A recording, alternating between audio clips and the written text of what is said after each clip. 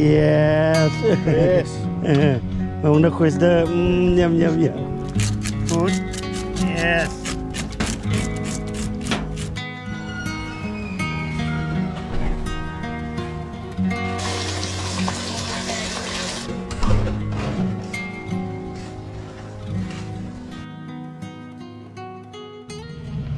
น้องสายพามาสิเบตมานี่อยู่เลกโรสเลยอยู่ฟลอริดาสมเจ้าเด้อได้ยินข่าวว่าป่าคราปีมันกำลังกินเบ็ดกินเหยื่อกำลังตึกได้พากันออกมามื้อนี้บ่ฮู้ว่าสิได้บ่คือบ่ซาเพิ่นมันซาดี ซาโตหรือบ่อยากเว้าเด้อโอเค ให้มันได้ก่อน นี่น้องสายสิพาออกไป คือสิได้อีบ่คือสิบ่ อยากหนาวๆเด้อพี่น้อง หนาวๆแล้วเว้ยฮะเพราะว่าครูฟรันมันก็หากลับมาฮอดวางเมื่อวานเมื่อก่อนนี้อเมริกาเขาก็ออกไปเขาก็มาซื้อเหยื่ออยู่บ้านนั่นแหละแต่ว่ามื้อนี้อยากลองเบิ่งมันอยู่ใส่แท้ๆเวลาคัสเตอร์ถามสิได้บอกเขาให้ไปพิทบอลมาบอลแนวสิบ่ได้ โอเคสุดเช้าเจอกันโอ้แดงงามนะสุดเช้าเอ้ยอันนี้ละอากาศมันกำลังสิเริ่มหนาวเด้อมันไปเดินสเวตน้องนี่ก็บ่ใหญ่ปานใดน้องนี่โอเคคนอเมริกาแต่ว่าเขามักนี่เขามักสิเบตกลางคืนแต่ว่าเฮาบ่มักกลางคืนปานใดกลางคืนเฮานอนอยู่บ้านเพิ่น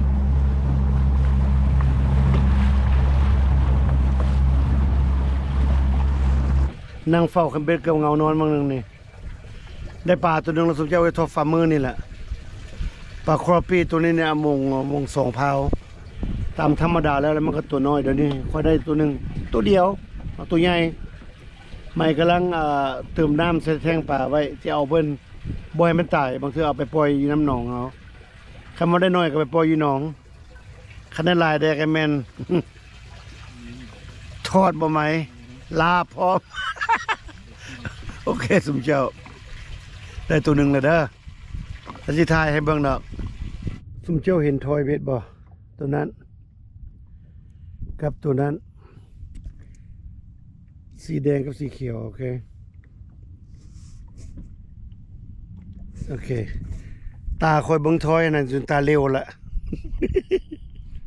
ได้ตัวหนึ่งอ่ะแหละได้บางแล้วนี่แหละหากแต่ว่าซาเพิ่นคือมาซาดีแท้ซาตัวโตนี่ มันก็มาเป็นจังซี่ได้ตัวหนึงแต่ว่าเมียงกะยาละสมเจ้าเอ้ยเบิ่งจังซี่แหละมันสิได้บ่คือบ่ได้กระตังแม่ค้าเวลาเด้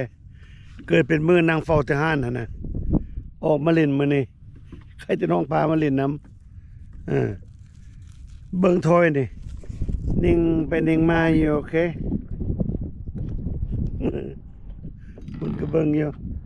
ขันถึงยามมันกินในหลีได้ล่ะเอาจนบ่อยู่พุ่นละ อู้หน่อยจับเอาเด้อจับเอาเด้อ จับได้ไผอู้มีแนวตักบ่ โทรนะเดี๋ยวมันกิน แนวตักบ่สมเจ้ากำลังมาสิฝอย โทรเด้อ เอาไหม เป็นบาทโทรนะโทร มันสิออกแล้วได้นี่ ออกหรอก we got another one guys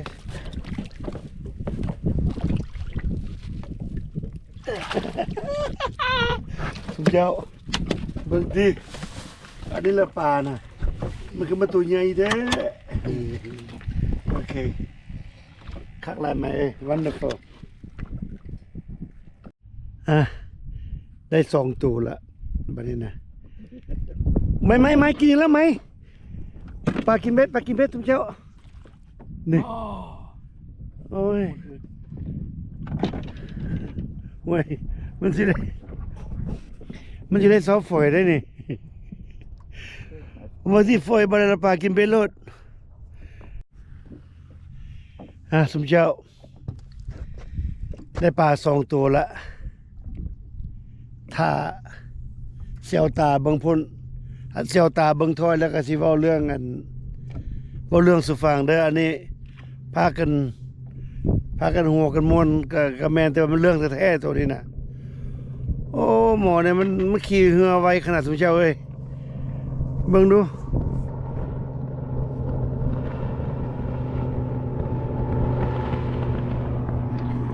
เห็นบ่เรือจักรใหญ่มันก็ไปไวเรือจักรน้อย ค่อยๆไปข้ามันมาใกล้ๆนี่ก็จะได้บวมมันอยู่ได้บางนึงนี่มันอยู่ไกลมันยกมือใส่ซื่อ โอเคสมเจ้า มีเรื่องสิเว้าสู่ฟังเด้อเป็นโมเมนต์นิทานได้ของแท้ได้อตัวนี้น่ะเจ้าฮู้บ่ขายเหงื่ออยู่ห้านนั่นน่ะคัสเตอร์เขาก็จะได้เหงื่อฟรีเขามาซื้อเหงื่อตอนเช้าแล้วมาซื้อขี้กระเดือนไป10เบ็ดกลับมันได้10เบ็ดนี่แหละเนี่ยแม่นบ่ไหมเขาได้ปลายังไหม ประกาศดิ บ่แม่นปลาเชลแครกเกอร์ Yeah. ปลากา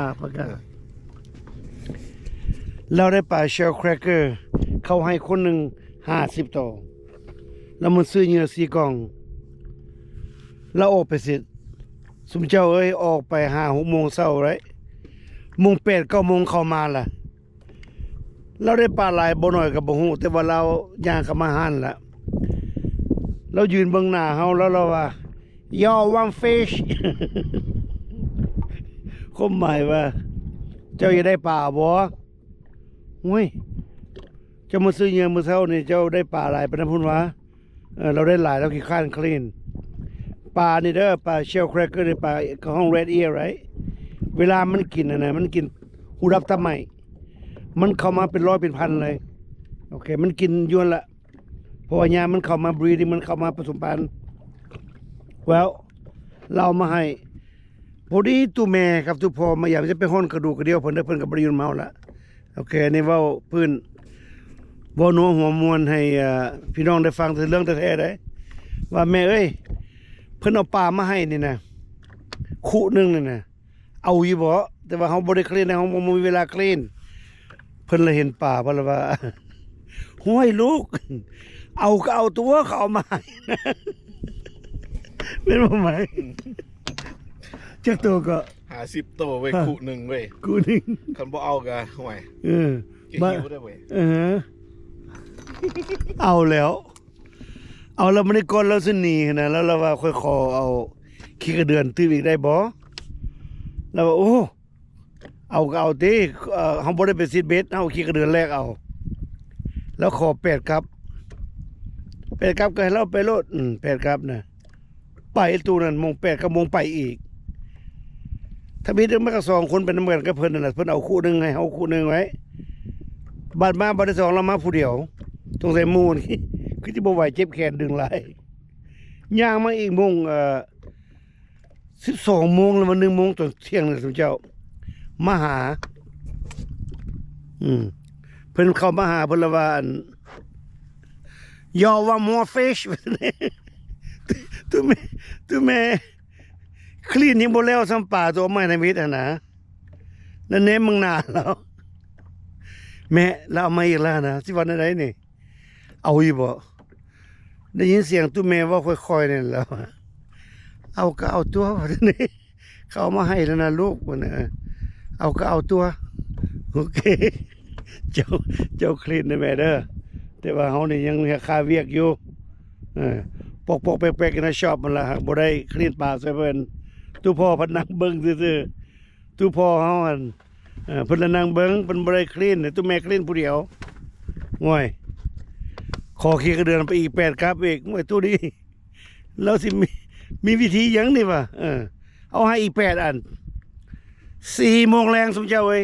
4โมงแรงมาอีกบาทนี้มาอีกย่อว่ามัวฟิชไปเนี่ย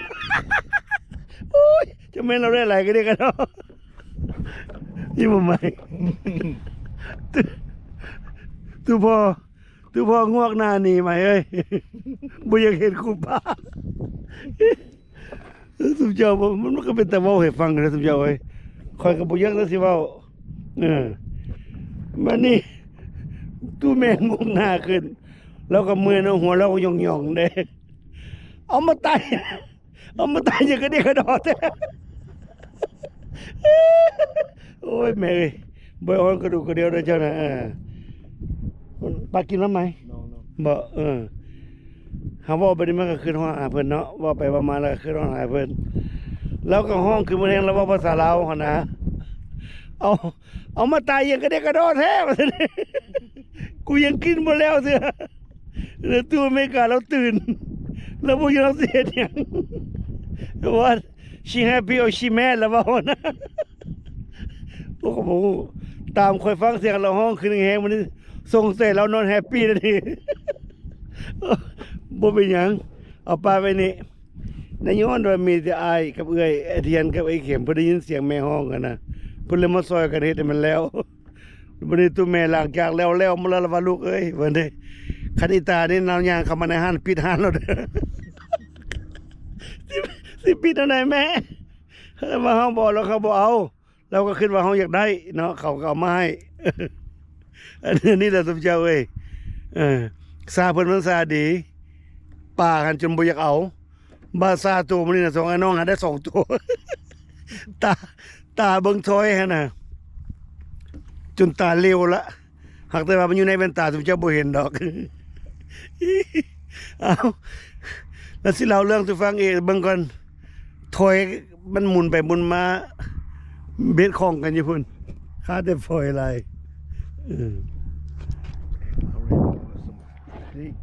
ปลา อันน้อยไปแล้ว ตัวไหนอู้ไม่ดึงเด่นบ่ อ๋อวุด โอ้ยไอ้ค่าฝอยแล้วน้ำใหม่เนาะ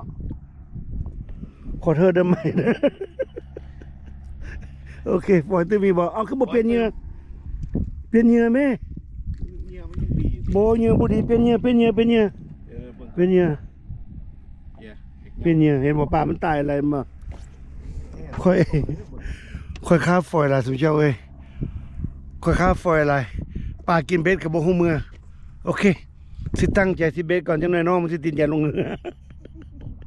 สิเบ็ดตัวนี้สิเบ็ดฤดูในยามนี้ปลามันอยู่ในกลางหนองอยู่ก็เลยว่าเฮาใส่drifting technique หรือว่าใส่ trolling ฮึเห็นบ่คือเห็นปลาตอดเบ็ดซะเนาะแต่ว่าขยาละเบิ่งจนตาเลวหลายเทื่อละเบิ่งคือปลาตอดเบ็ดเฮาเบิ่งน้ำสกรีนนี้เฮาเบิ่งน้ำสกรีนเฮาก็เห็นอยู่บ่เบิ่งเด้อเห็นอยู่บ่ฮะว่ามันมีปลาหลายอยู่ในนี้เห็นบ่แล้วเฮาเทรดอินเข้าไปเฮาเอาเรือเฮาขี่กายมันไปเทื่อมันเห็นเหยื่อมันก็แล่นใส่มันก็ง่ายๆเลยเขาบ่ได้จับคันเป็นเขาเอาเป็นเขาปะไว้ตามมาลินมาเที่ยว and get away a little bit นี่เนาะแต่ว่าคันปลากินเบ็ดได้มันก็ it's a plus คือว่าละสิเบ็ดสมเจ้าเอ้ยได้ปลา3 ตัว crappie ปลาสเปกได้ปลาบลูเกิลตัวหนึ่งไม่ยังบ่พอใจเพิ่นยังไปหนองนึงอีกหนองนี้เพิ่นเคยได้ไปลองเบิ่งอีกหนองนึงไปเจอกันอยู่หนองนั้นเด้อเจ้าไปพ่อแม่พี่น้องบัดนี้เป็นหนองที่2เด้อคันหนองที่2บ่ได้บ่อยากสิว่าละหนองที่3อยู่หลังบ้านเฮาพุ่นละ ปลาแดว บ้านแหวอยู่หลังบ้านโลดโอเคไปหนองที่2ไปบางแล้วได้3 ตัวมาบัดนี้ก็เป็นหนอง2กับบ่ไกลบ้านดอกไปเบิ่งสิได้หยังบ่มื้อนี้ เช็คกันนะไปหาเบิ่ง Mike ended up with one right now. Oh yeah, baby. ตัวรู้บ่ดิ All right, all right. Yeah Back in.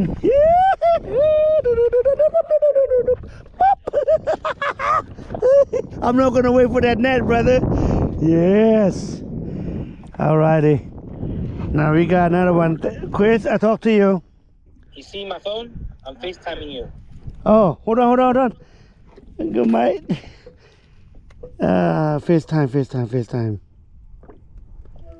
Hey. Yeah. Look, Uncle Mike. You see Uncle Mike now? You see Uncle Mike? Oh yeah. That's a puppy. Right here. Oh yeah, that's a big one. Yeah. That's gonna be 3 in the box. That's number 3. You see that? Yeah. Fuck dumb. I'm telling you. You got that touch, man.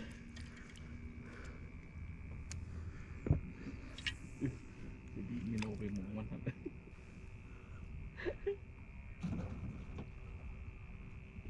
My spot locks. just trying to lock us in. Look at that.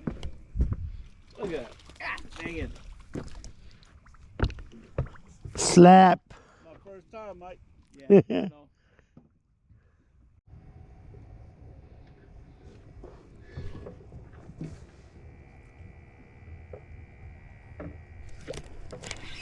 Dang, brother.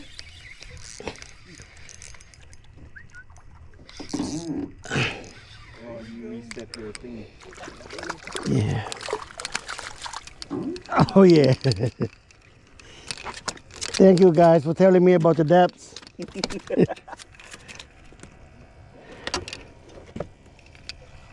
Oh, look at it. Good one, baby. Good one.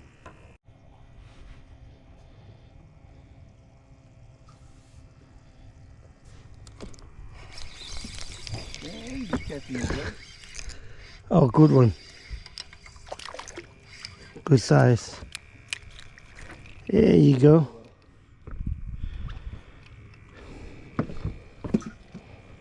You didn't want it? Well,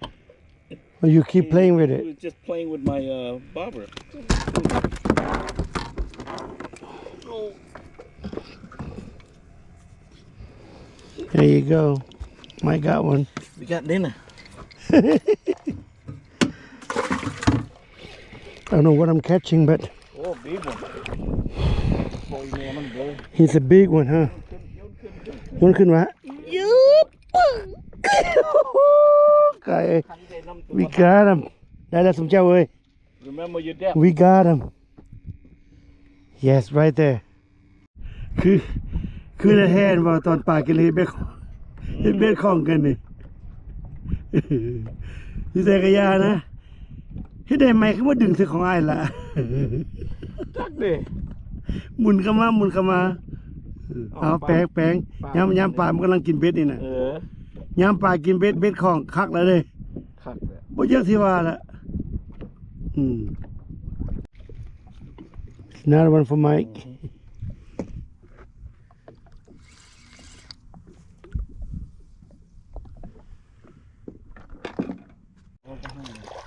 Ok, ได้ละได้อีกแล้วสมเจ้าเอ้ยบอกเบลอเลยบัดนี้นะอู้ย เดี๋ยวเมียต้องทำเบ็ดกัน น้ำบอกสมเจ้าตัวบอกใหญ่เลยโอเคได้อีกแล้วมาได้อีกแล้ว เบลอ โอ้ไม่ใหญ่เลยตัวนี้เบิ่งที่สมเจ้าตัวบอกใหญ่เลย จึง ถ่ายกับบทันดึงเข้ามาแห้งไปหมด ดึง ตึงโอเค อีกแล้ว ได้ทอดตัวมันเองนี่ อือฮึ ทอดแล้วเนาะ ถอดเลยนี่ โอเคทอดปลาดีแล้วมาได้อีกแล้วมาได้อีกแล้วโอ้ยปลาได้ขนาดไหน แม่ ปลาไผ่นี่นะ โอ้ เอาขึ้นมาไหมเอาขึ้นมา คุณเบิร์ดพ่อแม่พี่น้อง ไม่เจ้าขึ้นมาแบบนี้ ปลาไผ่ เดียวด้วยนี่ ปลาไผ่ปลาไผ่โอเค โอเค มาอย่าปล่อยมันได้ล่ะ เอาสิundo this โอเคคือได้แทนว่าตอนปลากินเลยเบ็ดของกันนี่อยู่แต่กะยานะเฮ็ดได้ไหมคือว่าดึงซื้อของอ้ายล่ะ ทักเด้ หมุนเข้ามาเอาแป้งยามปลามันกำลังกินเบ็ดนี่น่ะยามปลากินเบ็ดของคักแล้วเด้ คักเลย บ่เยอะสิว่าละคือเอาดูสิละไหมโอ้ ตัวเยอะ เขาดูสิละ โอ้ย เขาดูสิละปลาที่เราสมเจ้าทำอิดสีเศร้าๆเนาะ เลยป้าเราจะตื่นเต้น เงงขึ้นเด้อว้าว จังไดถ้ามาควิสแม่ yes เรส มาวันควิสเด้อยำ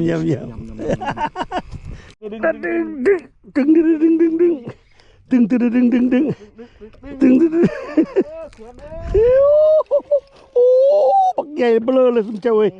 เบลอเลยคือเจ้าของมัน ฮะปลาดิโธ่บ่จักสิเว้าสมเจ้าเว้ยเฮ็ดสิกินหมดนี่ เห็นบ่นี่นะเฮ็ดสิกินหมดนี่นะพุ่นน่ะอู้พุ่นน่ะเบลเลอร์เลยสมเจ้า there you go get the net where is it You gotta open that other latch. this one like that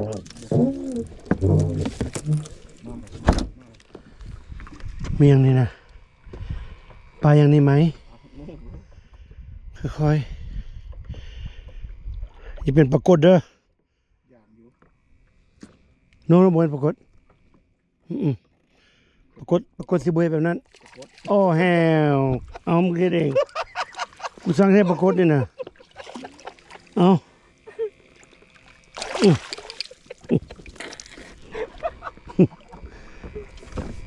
เอาละสมเจ้าฮอนยามมือละมืดมันก็มีปัญหาหน่อยหนึ่งปัญหาเรื่องโจทย์เหือเห็นแล้วบอล40 เมตรแต่ว่าเหือเขามันไหลไปแล้วก็ออกแง่เข้าสปอร์ตล็อกเขา มันไม่อยากทำงานนะสปอร์ตล็อกไม่อยากทำงานก็มีสปอร์ตล็อกทั้งหลังคุณดึงไว้ ได้อยู่ได้ป่าเมื่อฮับบูฮูซิมีเยโต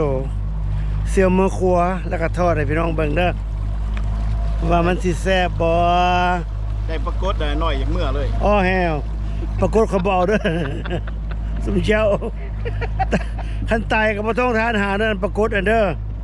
มีอยู่ในหนองอยู่ตัวโทขาพุ่นเอาบ่กินมันบ่ถือกันปานใดกับปรากฏน่ะโอเคอ่ะไปเจอกันอยู่บ้านสิหน้าป่าให้เบิ่งแล้วก็สิขัวแล้วก็สิทอด ให้พี่น้องได้เห็นโอเคไปไหมเมื่อมันจะคำมาหอดบ้านละ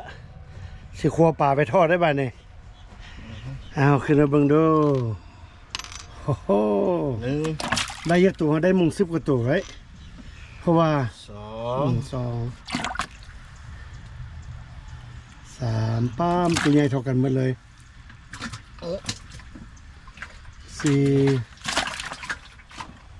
13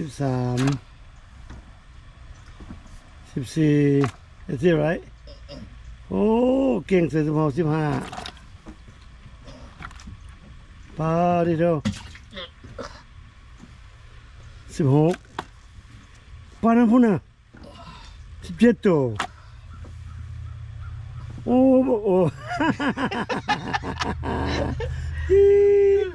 ได้17ตัวเมืองสมเจ้าได้ทั้งหมด17ตัวขึ้นมาเป็น13 14ตัวก็โอเคอยู่ดอกเนาะมันมีปัญหาหน่อยหนึงเด้อตัวนี้นี่แม่นที่ว่าเขาต้องได้ไปหาบอลเขาห้องว่า structure ภาษาลาวว่าเป็น ขอโทษจักที่ว่าได้ภาษาลาวเนาะเขาว่าแม่นอันบอลให้ปลาส้นกับปลาลี่อยู่คันเฮาเห็นตัวนั้นปั๊บแล้วแม่นไปหาบอลนั่นล่ะเฮาสิเอาอยู่บอลนั่นล่ะบัดนี้เขาเจ้าพวกอเมริกาเขาก็พาไปบอกวิธีเฮ็ดไปบอกว่าป่าอยู่ไสแล้วเฮาก็ใส่สปอตล็อกแล้วเราก็มาร์กไว้แล้วแต่ว่ามันก็ยังไหลไปอยู่เพราะว่าเฮาบ่ได้ทิ่มแองเกอร์เฮาบ่ได้ทิ่มแองเกอร์มันลงบาดสุดท้ายพี่เจ้าก็พาเอาแองเกอร์ลงยังก็ดึกจังก็สิได้ก็ผู้ที่ได้เอามาให้ทอดกินแมลงนี่สิลองคั่วลงเบิ่งดูคั่วไปเป็นตัวเลยทอดเป็นตัวเลยเสียพี่น้องมึงได้มันสิแซ่บบ่โอเคมาสิเฮ็ดให้เบิ่งไว้วิธีบางคนเขาก็ถามว่าอันที่ทอดปลาทอดบ่เป็นตัวเฮ็ดบ่ได้มันก็บ่ยากเนาะอันนี้ปลาครอปปี้เกล็ดมันก็อ่อนเฮาหาก็ได้มาใหม่ๆเกล็ดมันก็อ่อนโอเคแจะไปนี่ขูดสิเอานี่ขูดโอเคขายอยู่ห้างนี่อันละ$2.99ขูด yes ระวังนะมันเก็ดปลาดีดเข้าปากผม ระวังเก็ดปลาดิกับปลา ปลามันตัวใหญ่เด้ฮะนี่ไอ้บนนี่ ถ้ามันไปได้อะไรปลาตัวนี้ เนาะใหญ่ขนาดเนาะใหญ่ทุกตัวนะใหญ่ทุกตัวมันก็คือพวกคือเจ้าของคุณมันสิได้กันละแม่น ตุ้ยกลางมัน มึงเด้อเห็นบ่นี่เขาเอาออกไว้เอาออกหมดละแต่ว่าค่อยสิเว้าให้ฟังเด้อเรื่องคนอเมริกาอยู่คุมนี่บางคนทอดหมดแบบนี้เลยแล้วกินหางมัน กินหางมันกินอันนี้มัน อันนี้ก็เห็นน้ำบ่ได้เด้อใช่ปะบางคนกับฟิเล่เอามัดตัวปลาเนี่ยนะได้ตอนเท่านี้แหละสมเจ้าทิ่มไก่หันนะโอเค คือว่าเราเขาก็บ่ค่อยจะอยากทิ่มมันหลายในตัดนี้เบิ่งนี่เขามีมิตัดตัวนี้ไรเบิ่งดูเห็นบ่มิตัดนี่นะมิตัดตัวนี้ ซื้อมาตั้งแต่Amazon บ่ something like that มาตัดนี่ตัดโปะออกไว้ขี้นี่เขาก็ตัดออกเวลาเขาทอดมันก็งามสีคลีนอีกตัวนี้ออกเอานี้ออกจุ๊เจ้าปลาสดๆมันก็คลีนง่ายถ้าว่าเฮาไปใส่ฟรีเซอร์ออกมาแล้วเฮาก็บ่อยากว่าน้ำปลาไหลเกล็ดมันแข็งเกล็ดมันติดกับหนังมันเห็นบ่ง่ายๆนึงสิแล้วบัดนี้เห็นบ่นี่บนท้องบนไข่มันเอามีดเข้าไปจับสีแทงแบบนี้ไว้เบิ่งนี่ปึ๊ดเข้าไปแหกออกมาจนฮอดปากพี่โลดนี่เห็นบ่นี่สิแล้ว ของปิ่นน้ำเนี่ยมันบ่ครับ เย่ทันค่อยๆเช็ดสโลว์โอเคจกไปเลยนะเอามือในจกเข้าไปโลดจกจกหูมันเข้าไป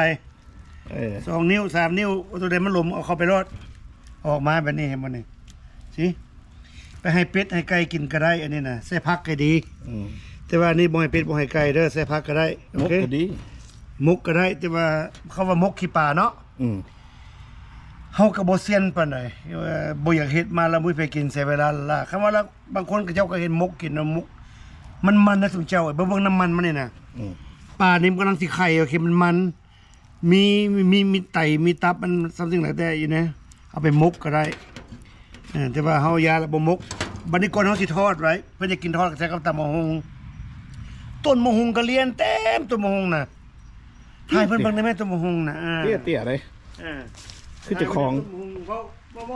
เตี้ยคือเจ้าของน่ะคือไอออดเราบ่สูงเด้เราอยากได้บางฮุงก็บ่ได้หาได้ขึ้นมันนะเบิ่งพุ่นน่ะสะอ่อนเด้บางฮุงมาเด้อพ่อแม่พี่น้องมาตำบางฮุงกินน้ำกันโอ้มีแต่หน่วยงามๆเด้ตัวนั้นก็ต้นยังบ่ทันได้มีมากบางฮุงหลายอยู่บอกเป็นแม่บักนาวนี่นะปลูกเองบ่ได้ซื้อกินบักนาวนะบักนาวแกที่โตพุ่นน่ะจนเหลืองต้นจนเหลืองพุ่นน่ะป้าที่โตพุ่นน่ะเบิ่งแม่ตอนออกไปอีกเป็น 3-4 ต้นตอนออกไปไว้ปีหน้าได้ออกขายตามตลาดได้ละมันก็หลายเลยจนบ่ต้องซาเด้อบ่ซื่อกันขายได้ก็สิขายนี่มาเบิ่งนี่จนแนวเสือกผูกเอานะผูกไว้ไอ้มนี่น่ะมันลายโพดห้วยกองจำดินพุ่นเว้ยแต่ตัดถิ่มน้ำโอเคยังอีก10กว่าตัวสิได้มาแล้วจะไปล้างเหืองามๆเด้อล้างถาได้โอเคลายสิตัวนี้ไว้ถ้าทอดกินให้ผู้หญิงขอทอดมันสิคำแล้วไปเฮ็ดไปบ่สิทอดให้เบิ่งเด้อบ่ล่ะเด้อโอเคไป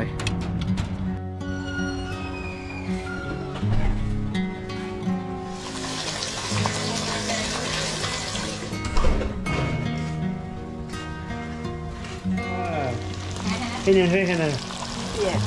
เปียกพร้อมอีกอันนี้ก็มีครัวนี่นะว้าวไม่เห็นแล้วไม่เห็นตัวบักใหญ่แล้วทุกเจ้าเอ้ยคุณน่ะตัวนี้อีกตัวใหญ่คุณน่ะมื้อนี้สลองกันมื้อนี้นะA big bottle Yeah that's what he เราดูได้ละมันทุกเจ้าเอ้ยอันนี้แหละสมเจ้าโอ้บ่ห่วงเลยทรงผมเด้อผมงอกหลายว่าขยามันเห็นแล้วไปหาปลามันก็กินมานี่นะโอเคทำให้ enjoy ชีวิตโอ้ยเมื่อยอะไรมันเมื่อยเลยเข้าใจได้เบิ่งวิดีโอมื้อนี้พากันเมื่อยแล้วพักผ่อนบ่มื้อนี้นะกินแล้วก็พักผ่อนนะ ขอบใจหลายๆจังได๋ก็อย่าลืม เพื่อนไปไหม มื้ออื่นไปใหม่อย่าลืม smash the like button เด้อทุกเจ้าเด้อเฮาเจอกันอีกบ๊ายบาย